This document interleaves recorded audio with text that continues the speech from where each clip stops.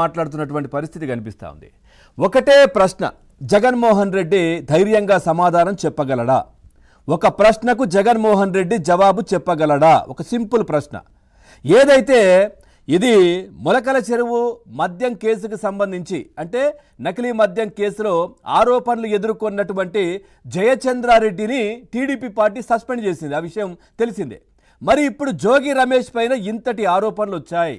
జోగి రమేష్ దీంట్లో ఇన్వాల్వ్ అయ్యాడని చెప్పేసి వాట్సాప్ చాట్లు కావచ్చు, కాల్ డేటా కావచ్చు, వాళ్ళ ఇంటి దగ్గర ఉన్నటువంటి సీసీ కెమెరా కావచ్చు, వీటన్నిటిలో కూడా రికార్డ్ అయినటువంటి విషయం మనం చూసాం. సో ఇప్పుడు జోగి రమేష్ను జగన్మోహన్ రెడ్డి సస్పెండ్ చేసేటటువంటి దమ్ముందా? ఖచ్చితంగా దీనికి సమాధానం జగన్మోహన్ రెడ్డి చెప్పాలి. ఎందుకంటే అక్కడ ఆరోపణలు ఎదుర్కొన్నటువంటి వ్యక్తిని టీడీపీ పార్టీ సస్పెండ్ చేసింది. ఇక్కడ పూర్తి ఆధారాలతో పాటు సిట్ పోలీసులు అదుపులోకి తీసుకున్న జోగి రమేష్ను జగన్మోహన్ రెడ్డి సస్పెండ్ చేసేటటువంటి ఆలోచన ఏమైనా ఉందా? ఆ తర్వాత ఏదైనా మాట్లాడండి, ఆ తర్వాత కోర్టుకు వెళ్ళండి, మీరు దానికి సంబంధించినటువంటి పనులకు ముందుకెళ్ళండి. కానీ ఇప్పుడు ఎందుకు ఈ విధంగా ఆయన సస్పెండ్ చేయట్లేదనే చర్చ వైసీపీ వర్గాల్లోనే నెలకొంది. సో అదేవిధంగా జోగి రమేష్ జగన్మోహన్ రెడ్డిని ఒక దాంట్లోకి తీసుకెళ్తున్నటువంటి పరిస్థితి, జగన్మోహన్ రెడ్డిని బ్లాక్మెయిల్ చేస్తున్నట్టుగా కూడా అనిపిస్తోంది ఇక్కడ. ఎందుకంటే ఒక చిన్న విషయం, ఆయన మొన్న ఏం చెప్పారు, దుర్గా గుడి దగ్గరికి వెళ్ళినప్పుడు లైట్ డిటెక్టర్ పరీక్ష నాకు చేయండి, నేను రెడీగా ఉన్నానని చెప్పేసి ఆయన ఆ ప్లేస్లో దుర్గా గుడి దగ్గర చెప్పారు. ఆ తర్వాత జోగి రమేష్ కొడుకు ఆయన కూడా ఇదే విధంగా మా నాన్నకు నార్కో లేదంటే లైట్ డిటెక్ట్ ఈ పరీక్షలు చెయ్యండి అని చెప్పి వీళ్ళు అడుగుతున్నారు. ఎందుకో తెలుసా? ఎందుకంటే ఈ విధంగా చేస్తే దీంట్లో ఇన్వాల్వ్ అయిన వాళ్ళు, ఇంతకు ముందు జరిగిన సంఘటనలు, ఇంతకు ముందున్న మద్యం విషయాలు, ఇంతకు ముందు దీంట్లో ఎవరు ఇన్వాల్వ్ అయ్యారు, ఎవరు చెప్తే ఇవన్నీ చేశారు, అవన్నీ బయటకు వచ్చేస్తాయి. అంటే దీని లింకులు ఎక్కడున్నాయో తాడేపల్లి ప్యాలెస్లో అందరికీ తెలిసిందే. మరి ఈయనకు ఆ విధంగా టెస్టులు చేస్తే ఆ తాడేపల్లి ప్యాలెస్లో ఉన్న వ్యక్తికి దీని సెగ తగులుతుంది. దీంట్లో ఉన్నటువంటి పూర్తి డీటెయిల్స్ అన్నీ కూడా ఈయన బయట పెట్టేస్తాడు. కాబట్టి నేను ఈ విధంగా బయట పెడతాను, నువ్వు ఒకవేళ నన్ను కాపాడకుంటే అని బ్లాక్మెయిల్ బెదిరిస్తున్నట్టుగానైతే అనిపిస్తోంది. లేదు అనంటే జోగి రమేష్ మొత్తం చెప్పేద్దామనుకుంటున్నాడేమో. ఒకవేళ డైరెక్ట్గా చెప్తే ఆయనకు ప్రమాదం కాబట్టి, ఎందుకంటే తెలుసు కదా ఎట్లాంటి ప్రమాదాలు ఉంటాయో. సో ఈ నేపథ్యంలో లైట్ డిటెక్టర్ పరీక్ష చేయండి అని ఫోర్స్ చేస్తున్నట్టున్నారు. ఒకవేళ అట్లాంటి పరీక్ష చేస్తే ఉన్నది ఉన్నట్టు అంతా చెప్పేయడం, ఒకవేళ బయటకు వచ్చాక ఏమరా అట్లా చెప్పావనంటే మరి నాకేం తెలుసు, ఆ పరీక్ష చేస్తే నేను చెప్పేసినా అని చెప్పడానిక, మరి ఏంటో తెలియదు. కానీ పదే పదే ఈ 2 పరీక్షలు చేయండి అని వాళ్ళ ఇంట్లో ఉన్నటువంటి వాళ్ళందరూ కూడా మాట్లాడుతున్న పరిస్థితి. అట్లాగే ఆవిడ జోగి రమేష్ గారి సతీమణి, నిజంగా తప్పు పట్టడం కాదు, ఎవరికైనా అట్లాగే ఉంటుంది. కానీ ఆమె చాలా ఇబ్బందికరంగా ఆర్తనాదాలు పెడుతూ కూడా మాట్లాడుతుంది. కరెక్టే, బాధ అనిపిస్తుంటుంది కావచ్చు. కానీ గతంలో జోగి రమేష్ మరి ఏ విధంగా టీడీపీ నేతలను, ఏదైతే పవన్ కళ్యాణ్ను, చంద్రబాబు నాయుడు గారిని, ఇటు లోకేష్ను ఇష్టానుసారంగా తిట్టినప్పుడు, అసెంబ్లీలో తిట్టినప్పుడు, సభలపైన తిట్టినప్పుడు, స్టేజ్లపైన తిట్టినప్పుడు, ఈ విధంగా చేసినప్పుడు, దాదాపుగా ఇంతమంది ఉసురు తీసినప్పుడు కల్తీ మద్యంతో మరి అప్పుడు అనిపించలేదా, బాధ అనిపించలేదా? ఇప్పుడు ఏం మాట్లాడుతోంది, అయ్యా చంద్రబాబు నాయుడు గారు మీరు కూడా జైల్లో ఉన్నప్పుడు మీ సతీమణి లేదనంటే మీ ఇంట్లో ఆడవాళ్ళు వీళ్ళందరూ కూడా ఏ విధంగా ఇబ్బంది పడ్డారో, బాధపడ్డారో తెలుసు కదా. మరి ఇప్పుడు ఈ విధంగా మా ఆయనను జోగి రమేష్ను అరెస్ట్ చేస్తే మాకు కూడా అట్లాగే ఉంటుంది కదా, ఆలోచించండి అని చెప్తా ఉన్నారు. అంటే తప్పు చేస్తే అరెస్ట్ చేయొద్దా? మరి అప్పుడు ఏ విధంగా మరి జోగి రమేష్ చంద్రబాబు నాయుడు గారి ఇంటికి ఏ విధంగా వెళ్ళారు ఒక్కసారి వేయండి.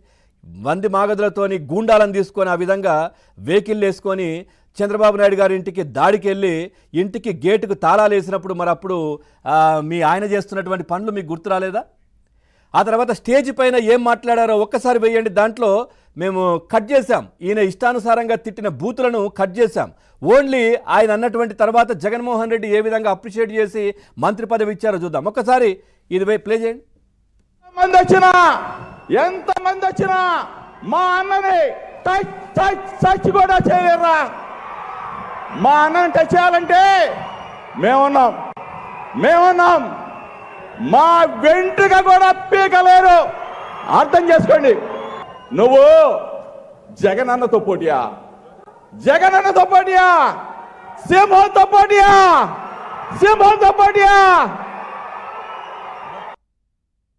ఇది అప్రిషియేట్ చేసి భుజం తట్టి ఆ తర్వాత మంత్రి పదవి ఇచ్చారు. ఇక్కడ జోగి రమేష్ మాట్లాడిన మాటలు నిజంగా చెప్పాలంటే మేము ప్లే చేయడానికి చాలా ఇబ్బందిగా అనిపిస్తోంది. అంత బూతులు, అంత ఇష్టానుసారంగా చంద్రబాబు నాయుడు గారిని, వాళ్ళ కుటుంబ సభ్యులను, పవన్ కళ్యాణ్ ఇష్టానుసారంగా తిట్టారు అక్కడ.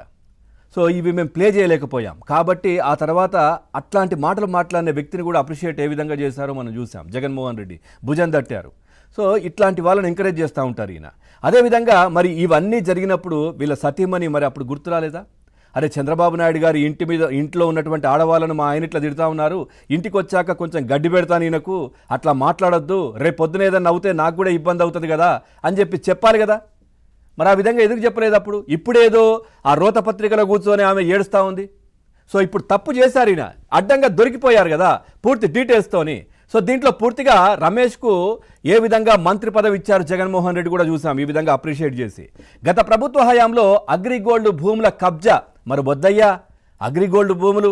సో ఎంతోమంది పేదలు ఈ భూముల కోసం దీంట్లో డిపాజిట్లు చేసి అప్పులు తెచ్చుకొని అవి చేసి ఇవి చేసి కట్టినటువంటి భూములు, మనకెందుకు ఇవన్నీ, వాళ్ళ ఉసురు తగులుతుంది అన్నప్పుడు మరి మీ ఆయనకు చెప్పలేదా?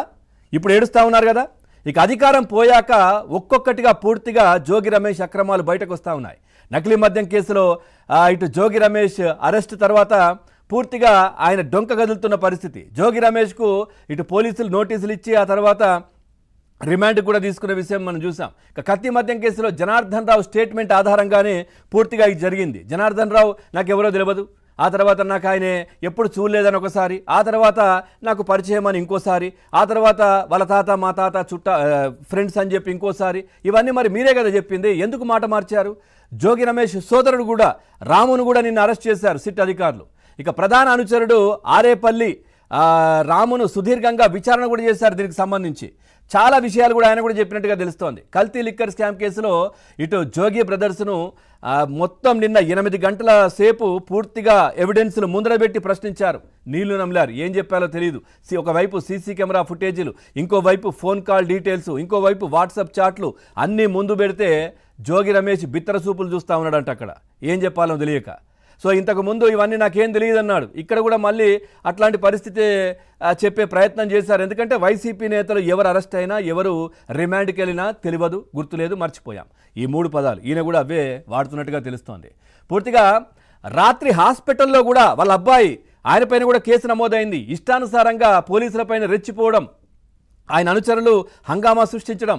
సిట్ అధికారులు వచ్చిన 3 గంటలకు పైగా నిన్న ఈయన బయటకు రాలేదు. జోగి రమేష్ నిన్న అదుపులోకి తీసుకోవడానికి ఎంక్వైరీ చేయడానికి వాళ్ళ ఇంటికి వెళ్తే బాత్రూంలో జాక్కున్నారంట, బెడ్రూమ్లో నుంచి బయటకు రాలేదంట. ఆ తర్వాత పూర్తిగా వాళ్ళందరూ వచ్చిన తర్వాత వచ్చి అప్పుడేదో హడావిడి చేశారట. చాలామంది కాల్ చేశారచ్చా వచ్చి హడావిడి చేయడని, ఎవరు కూడా పట్టించుకోలే, వస్తే మరి మమ్మల్ని ఎక్కడ లోపలేస్తారు అని. సో ఈ విధంగా చేశారు. ఒకవైపు జగన్మోహన్ రెడ్డిని భయపట్టియడం, ఎందుకంటే నాకు ఈ టెస్టులు చేయించండి అని చెప్పి అడుగుతున్నారు అని అంటే జగన్ను ఇరికిచ్చే ప్రయత్నం చేస్తున్నట్టుగా తెలుస్తోంది. ఇంకోవైపు ఇటు